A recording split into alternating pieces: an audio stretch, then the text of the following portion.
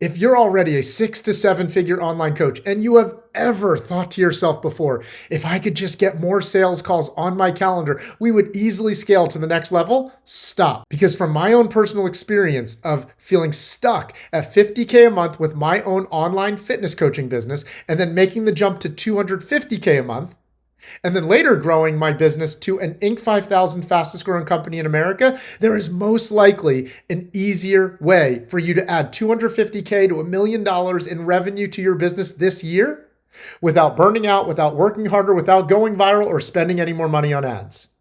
I know that might sound crazy, but let me show you exactly how. And the hard reality is that more experienced and advanced entrepreneurs understand to focus on this exact thing. And it's more times than not the thing keeping you trapped to the 7-figure level. And as shocking and as surprising as sometimes is, there is already $1 million business in your audience right in front of you right now, and I'm going to prove it to you. And a lot of times, the reason why you get stuck here is the thing that got your business off the ground, effort, is no longer the thing that grows your business to the next level. Then the second thing that got you to a really successful business is effectiveness. You found the right strategies that were effective and that worked. And at this point, rarely do you have an effort problem. Rarely do you have an effectiveness problem. More times than not, if you want to grow to 100K a month to 500K a month, you have an efficiency problem. And if you're new here, I appreciate you being here. My name is Mike Chu. I'm the founder of Champ Dev. I grew my own online fitness coaching business to over $250,000 a month with an Instagram following of less than 10,000 followers. We then grew my business consulting to an Inc. 5000 fastest growing company in America. And today we help 6 and 7-figure coaches unlock $250,000 to $1 million in additional profit to their business without having to generate more leads per se, without having to increase ad spend or build a massive marketing or sales team, and most importantly, without burning out and building a business that they end up growing to hate. In this video, I'm going to walk you through one of the 8 systems that we use to do that called the Maximization Model. This is the same system our students use to 2x, 3x, and 5x their cash collected with the same exact audience they have right now. Oftentimes with the same exact number of leads and sales calls without burning out and building a business that feels more sustainable, more scalable, and more profitable. And personally, I figured out this system while growing my own online coaching business. You see, I was in this mastermind and I was paired together with my accountability partner. His name was Brandon. Incredible dude. The dude was shredded.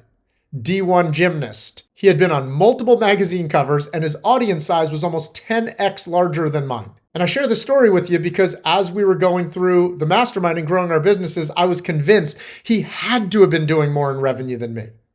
The way he looked, the audience he had, his natural physique, the audience he had, and the credibility that he had baked in. And then I would hear him sharing on multiple mastermind calls the number of leads he was getting, the number of sales calls he was getting. I was convinced he was doing more in revenue than me.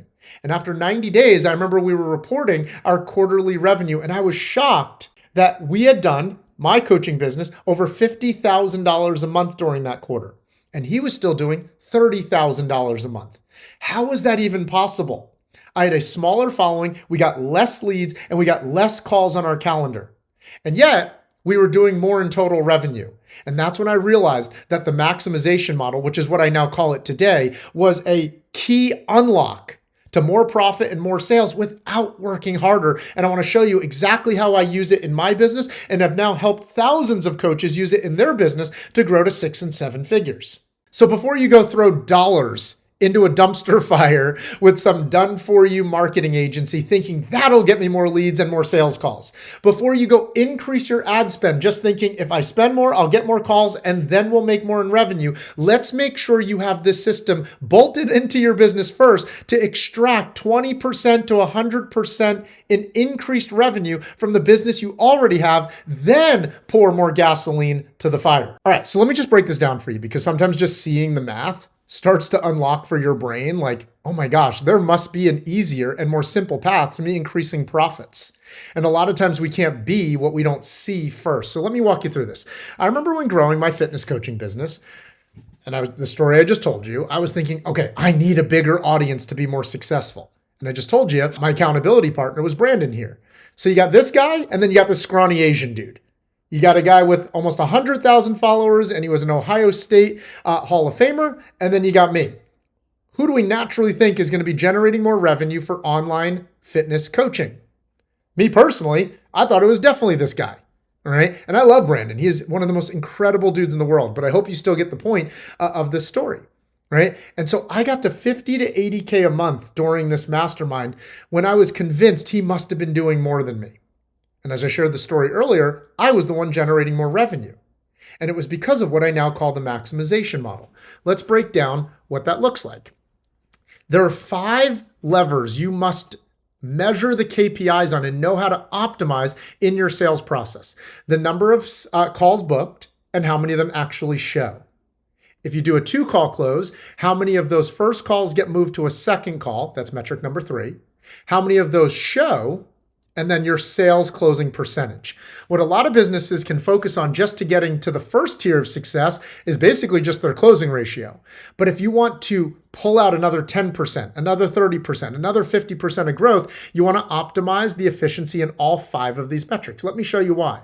So let's say in the first version, before I've optimized my business, I have a 5K offer. Now I'm going to increase price slightly because there's an area of optimization there. If you see on the left here, let's say I book 10 calls a month. I'm using that for easy math. Some of you book that per day. Some of you book that per week. I'm just using it for easy math. So let's say I have 10 first calls, discovery calls, triage calls, whatever you want to call it, per month. And I have a sales efficiency where 60% of those first calls move to a second call. For the sake of this language, I'm going to call that application calls. So of the 10 triage calls, 6 turn into actual sales calls. You following so far? Let's say we have an 83% show to that sales call. So of the 6 that's scheduled for a sales call, 5 actually show up.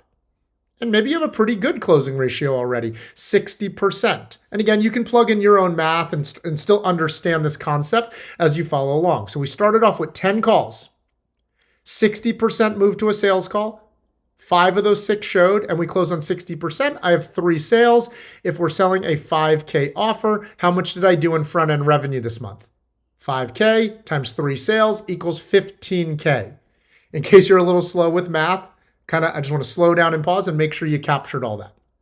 Now, here's the part I want to show you.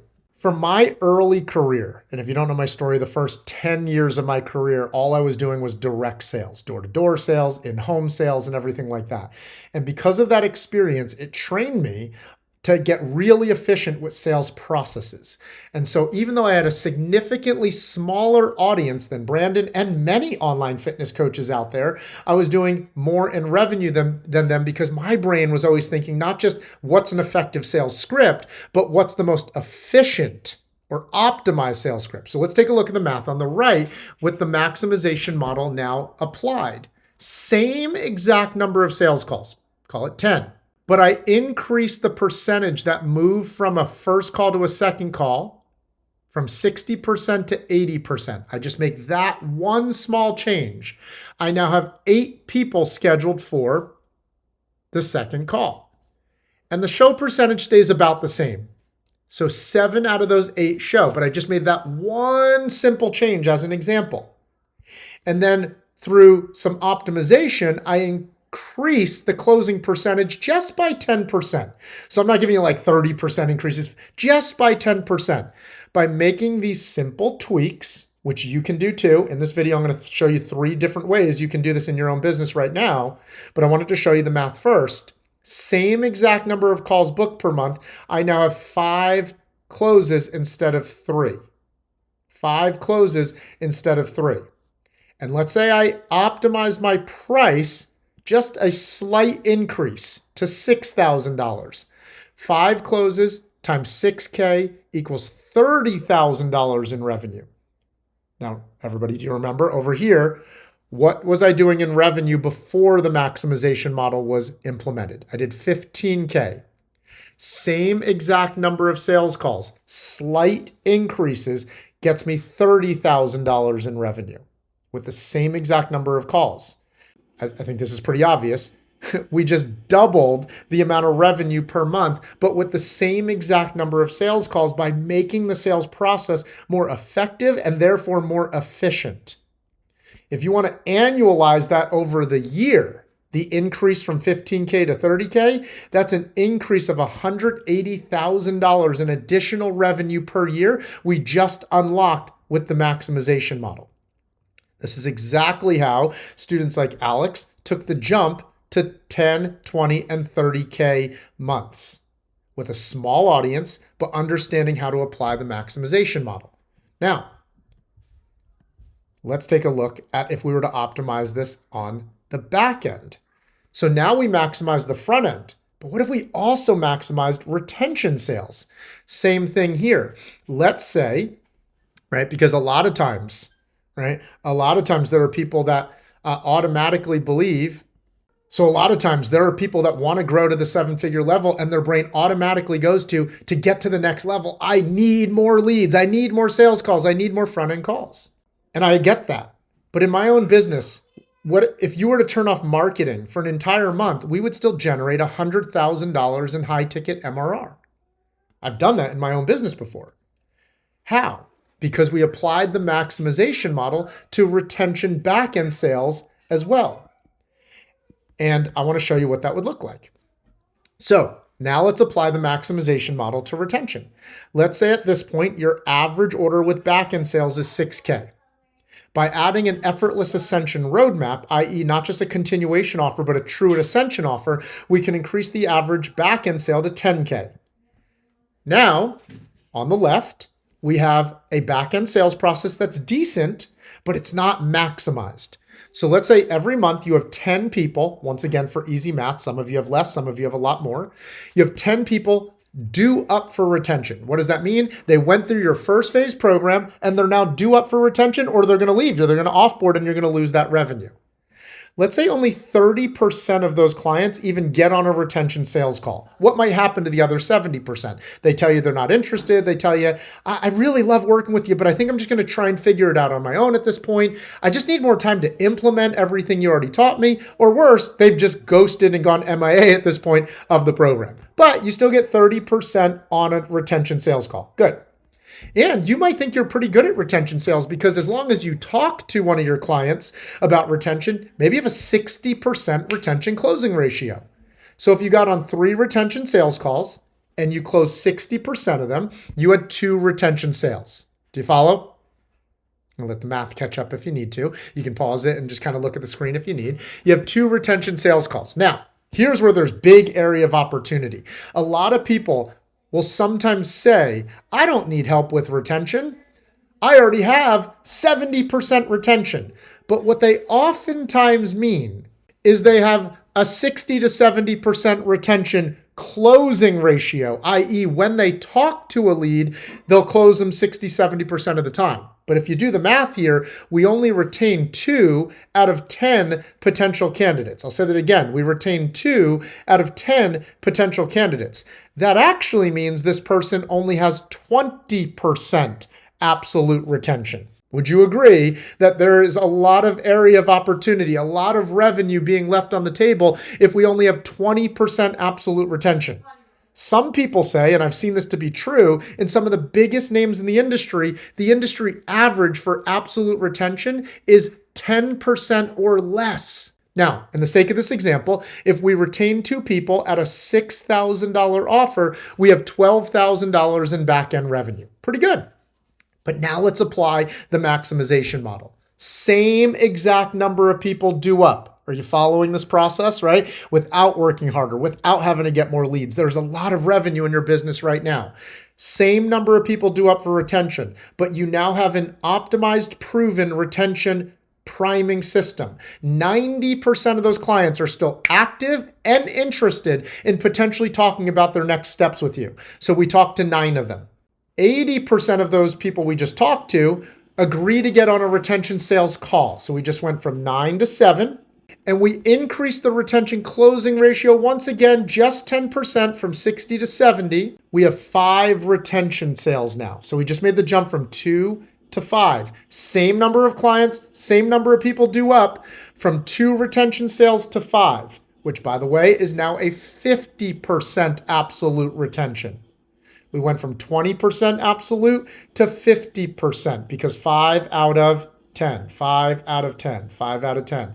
That's real retention tracking, knowing your absolute retention metric, not just your retention sales closing ratio. Now, if we have an actual ascension offer, which means the average order for retention went from 6K to 10K, 5 retention sales at $10,000 average, we have $50,000 in back-end revenue this month. Would you agree that's a pretty significant increase from the 12K over here to 50K over here? That's an increase of $38,000 in additional revenue per month using this example. How would that feel for your business? How much profit would that add for your business? Annualized over a year, that's $456,000 in additional revenue. So I show you those two examples of the maximization model applied to your front-end process and applied to your back-end process, and how it added $500,000 to $750,000 in business without increasing the number of sales, number of leads, or anything like that. Now you could say, Mike, but my business is pretty optimized already. Fine, let's cut this in half. We add $200,000 to your business. Let's say you feel like, wow, Mike, I definitely could take a look at where there's some leaky buckets here, and we double this. We add $1 million to your business. You see why so many students confidently add $250,000 to $1 million in additional business, which oftentimes means profit, without working harder, generating more leads, having to spend more on ads, therefore building a more sustainable business that they actually love. That's the maximization model broken down in math. Now, you might be saying, but Mike, how do I do this? And that's exactly what I want to show you here in the rest of this video. Let me walk you through some real examples of coaches who took the jump from 6 to 7, 7 to multiple 7, and even 8 figures with the maximization model, which just led to a more profitable, systemized, consistent business. While there are a lot of different playbooks we can implement and apply with the maximization model, these are 3 of the most popular. The first one's called the nurture machine. The nurture machine takes the leads you're already getting and ensures that they show up through the sales process already believing more that you're the person they want to work with. They show up to sales calls more what I would call ready to buy. The second one is sales skill mastery. A lot of people, they're like, I have a really good sales script. I'm already doing pretty good. I'm going to use a fitness and nutrition analogy here. Being truly dialed in is the difference between getting in decent shape and being stage ready, if you've ever been on stage before for physique comp, bodybuilding, and everything like that, right? No, not everybody has to be so dialed in that they're stage ready. Just like not everybody gets to or wants to grow to their business to 7 figures. But if they want to become outstanding and extraordinary at sales, not just, I have a pretty good sales process. So the second one is sales skill mastery. I'm going to walk you through some real life examples of that. And the third one is not just having an attempt at retention, but building a predictable and proven true retention culture, to the point where your students are asking about their next level opportunities to stay with you. They don't feel like they're being sold on it. The example or analogy I oftentimes use is your retention process should feel like college. When you go to freshman year, you're not surprised you have to go back to sophomore year. You're not like, what the heck? I have to pay 30 grand again? You are already expecting, you're already assuming you're going through sophomore year. Now, does that mean everybody goes through all 4 years? No. But it's more normalized that most people do. And that's how you maximize your retention efficiency, not just getting a really good retention sales script. And that starts with what's called the experience funnel. Let me break all 3 of these down for you in a way that you can implement this into your business right now. Okay, the first of the 3 playbooks that will implement the maximization model in your business, I called it the nurture machine. And essentially, what this is doing is it's taking your lead generation from, if you've heard this phrase before, from tofu, and that worked, to be clear, 3 years ago, 5 years ago, 10 years ago. Good lighting, a couple good pictures, and a good caption, boom, right from your top of funnel, Instagram, Facebook, etc. You had leads in your inbox, you had applications, and you're probably starting to notice that that's not as effective anymore. In fact, in our community, we've said the middle of funnel has basically become the new top of funnel. In other words, your top of funnel needs to push to the middle of funnel, and this is where the real buying process now begins. And this is where you need a nurture machine. It takes leads from interested, which is what the top of funnel now does, to more increasing their desire to consider working with you. Some principles that you probably have heard before. People who buy online today, it's because of 7, 11, 4. They are consuming 7 hours of your content through 11 different styles or touch points over 4 different platforms. And this is what the nurture machine will accomplish. Now, you can keep giving away a bunch of free resources and PDFs, and you will have a slow crawl to the 7 hours, right? Because a PDF, they're probably spending 6 minutes with it. A bunch of short form reels on your Instagram, to get to 7 hours, they're gonna have to follow you for months or years. So if you have been feeling lately, it's harder than ever to get front end sales, that's partially true, but it's not actually true if you just have updated and upgraded systems in your process, and that starts with having an actual nurture machine. The second thing a nurture machine should accomplish is that you are able to show them that you can solve their actual problem right now and do it in a way that you can do it for free. This starts to establish goodwill, it builds trust, and it adds credibility. The third thing a nurture machine should start to do is have a lead start to better understand who you are, how you help, and what exactly it is that you offer. And if you think about it, most top of funnel style content is not, or is very rarely, accomplishing all 3 of these at the same time. You might have a piece of content that helps them better understand who you are, and you might have a piece of content that understands a little bit how you solve people's problems, and probably slightly you explain what you do. Admittedly, probably not enough. But in middle of funnel content, where you have more engaged leads, bingers start to become buyers. Bingers meaning they're willing to watch an entire 45-minute masterclass. They're willing to go through a 5-day challenge with you. And they're watching more of your longer form stuff, which in a more engaged environment, you're answering all 3 of these oftentimes at the same exact time. What this is starting to do is it's starting to take leads that were just interested in working with you and now is increasing their emotional desire to want to consider working with you. And by the time they show up to a DM process or fill out an application or show up on a sales call, they already know you're the person that they want to consider working with. They understand for the most part how you help, and they have a general idea of what your program is. They oftentimes even already have a general idea of what your program costs, what the investment is. Now they just want to figure out if it is a yes both ways and if they can make it work. Can you see or imagine how that starts to increase the efficiency of people who actually agree to a call and show up? Or if they show up to a triage call, they're already thinking, I want to get on an application call. And when they do show up to an application call, without even changing your scripts, increases your closing ratio. The first way to start to maximize or optimize your sales process is by making sure you have a proven nurture machine. Some of the most effective and proven nurture playbooks that our students going to 7 figures are using right now are updated challenges. I use the word updated because there are plenty of examples of challenges that used to work in the past. There are some new ways to run challenges today. We have students using free courses. We have students that are effectively using evergreen master classes.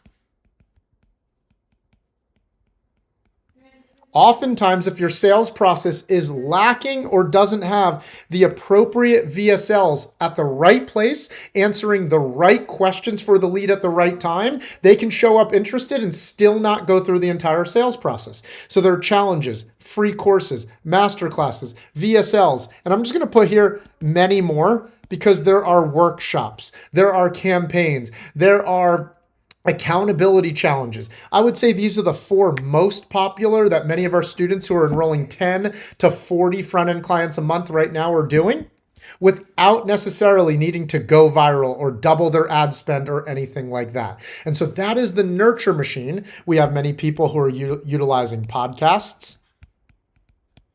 We have many people that are using longer lives on Instagram and Facebook and even YouTube. Okay. Now, do you need all of these to have a nurture machine? No. You need the one from this list that is aligned with your brand, your style of delivery, and how you like to relate to your clients. But what's most important is that you have a nurture process in place. Okay, the second playbook you can install as part of the maximization model is sales skill mastery. Now, this by itself could be its own training, but I want to give you a couple real life examples that are pretty common. I think of Scott. Scott was already getting a good amount of leads. In fact, his Instagram audience almost 3 to 4x over a 12-month window, but he wasn't necessarily seeing a 2 to 4x increase in number of sales.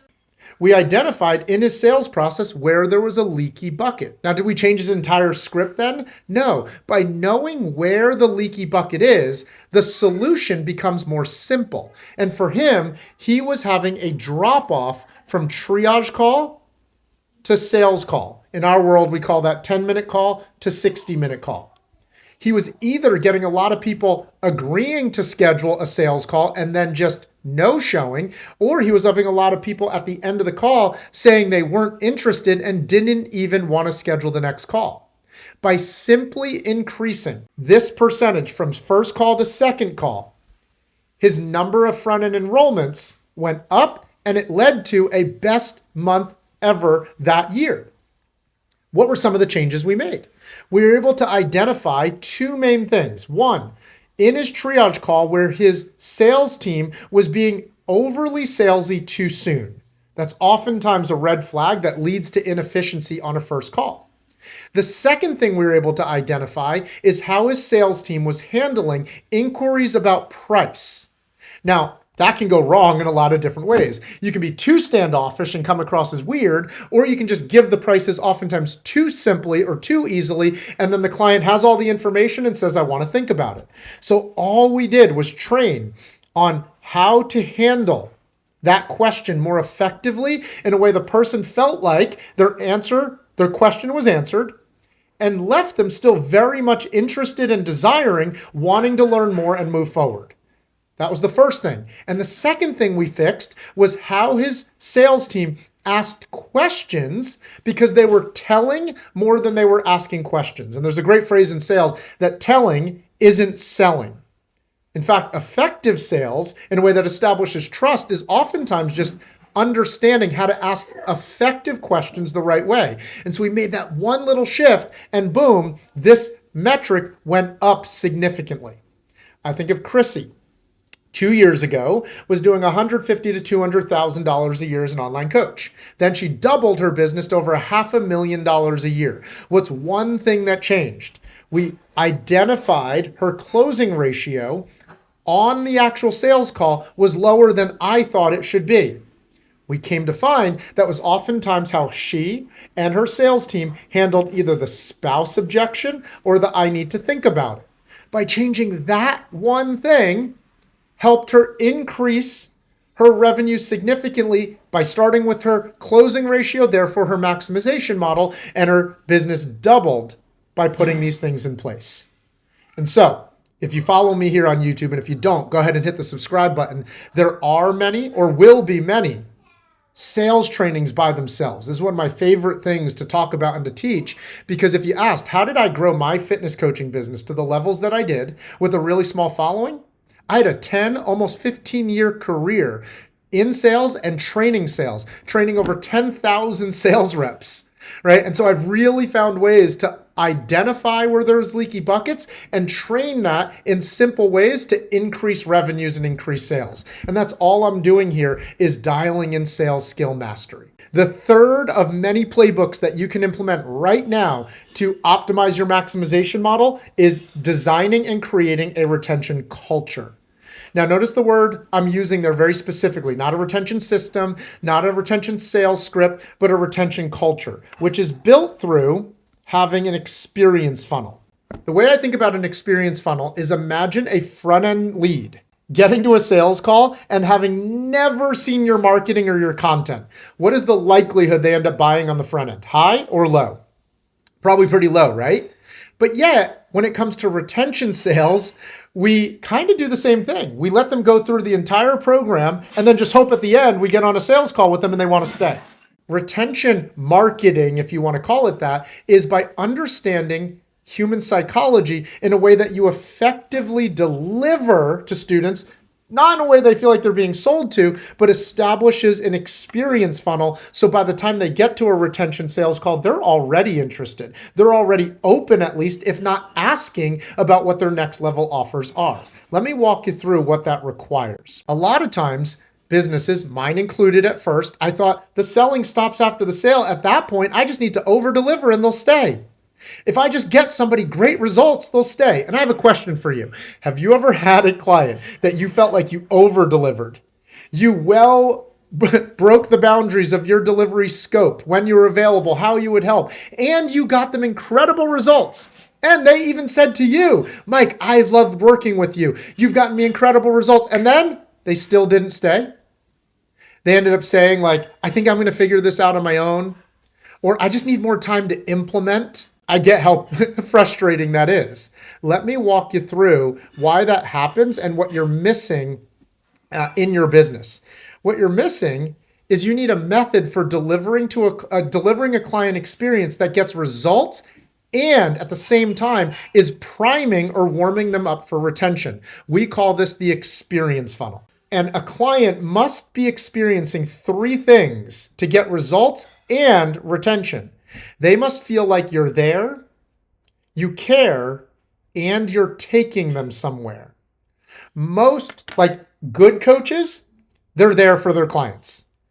Great coaches, they're there and the client can tell they deeply care. But the best in the world that have high levels of retention in LTV, their clients would say that I can tell that the team I work with, the coaches I'm working with are there, they care, and they're taking me somewhere. They see the vision of the roadmap. They trust in the process in which they're going through. They understand what they're working on now and what they're going to be working on later, and they're getting results. And it matches the current challenges they have in place. This is what Kevin did to finally get to $80K a month. He had 10 to 20% retention. He dialed this in and went to $100K to $150K months consistently. Now, a lot of people think retention is then about just having a lot more offers. If I had low ticket, high ticket, no. What you need is an effortless ascension roadmap. And when I realized this was when I had a couple of friends reach out to me that already knew me, and yet I couldn't seem to get them to want to ascend through my program, even though there was already trust involved. And I remember I got a call from a client. Hey, Mike, can we talk? And if you've ever gotten a call like that before, rarely do you think it's a good thing. And I thought we had a pretty good roadmap of how we were going to serve clients in my community. But the truth was the entire roadmap was all in my head. And that way of coaching leads to less results, more client churn, and you needing to be more involved with delivery than you probably would like to be. Or you remove yourself from delivery, and then the results and the retention don't feel duplicatable. And this is where an effortless ascension roadmap comes into play. And the analogy I oftentimes use with this is think about college, think about a belt system, think about sports, freshman program, JV program, varsity. It's very cultural. It's very understood what I'm trying to accomplish from freshman year of being on freshman team to JV to varsity. From white belt to blue belt to purple belt to black belt, etc. Right? There's brown belt in between. And I believe if you don't have a clear roadmap that shows your clients how you're going to transform their results, their business over 1, 2, and 3 years, you're doing them a disservice. And why I believe that is the truth and the reality is it takes 21 to 58 days to develop a habit. And tons of coaching programs are really good at helping people get a result that was built on the foundation of some new habits. If you're taking notes, though, my belief is developing a habit is practicing something enough until you've gotten it right. Great.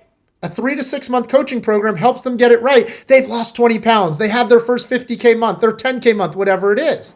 But if you don't have a path to help them go from habit development to lifestyle development, I believe you're doing them a disservice. Why? My definition of lifestyle is practicing something enough until you can no longer get it wrong. Would you agree there's a difference in confidence if I got it right to I can't get it wrong? How many times has someone gone through a weight loss program, been like, this was amazing, and then put those 20 pounds back on in 3 months to 3 years? How many times has someone gone through a coaching program, increased their business by 10K, 20K, 30K, to then revert back to the same revenue levels, if not worse, that they were at beforehand? And that's because most coaching programs are obsessed with short-term results, not lasting, consistent, long-term results. And that's because they don't have a roadmap to serve and deliver clients to take it from a habit to a lifestyle. And then most importantly, I believe in helping people create lasting results. And that is through identity transformation, which, yes, they say takes on average 3 to 4 years. Why do you think college is 4 years? Why do you think high school is 4 years? And my definition of identity transformation is I've practiced something long enough until it's just become a part of who I am. Think of it like this. I'm doing the things to finally have lost 10 pounds. I feel like I've lost this weight pretty consistently.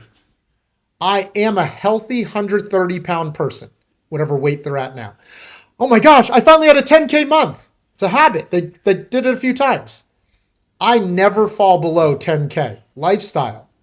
I am a 10K a month CEO. It's part of just who they are. And this is why I believe if you're truly committed to helping people, an effortless ascension roadmap is both necessary for their results and will maximize and optimize your retention. This is exactly how Scott took the jump, right, to his next levels by installing an effortless ascension roadmap. So if we start to summarize and close here, I started off by saying, if you've ever just thought to yourself, if I just had more sales calls, we'd go to the next level. And I said, stop. While more leads are great, what if there was an easier, more simple way to 2xing, 3xing, 5xing your business? And I'm not just saying that hypothetically. This is exactly how I've helped hundreds to thousands of coaches make the jump to 6, 7, and dozens, even on their way up to high 7 and 8 figures. This is how I grew my own coaching business this way. If you install these 3 things, I've seen so many businesses add $250,000 to $1 million in business per year without having to spend more on ads, without having to work harder, without having to be an obsessive chase for I need more leads, that oftentimes leads to a business that feels like you burn out.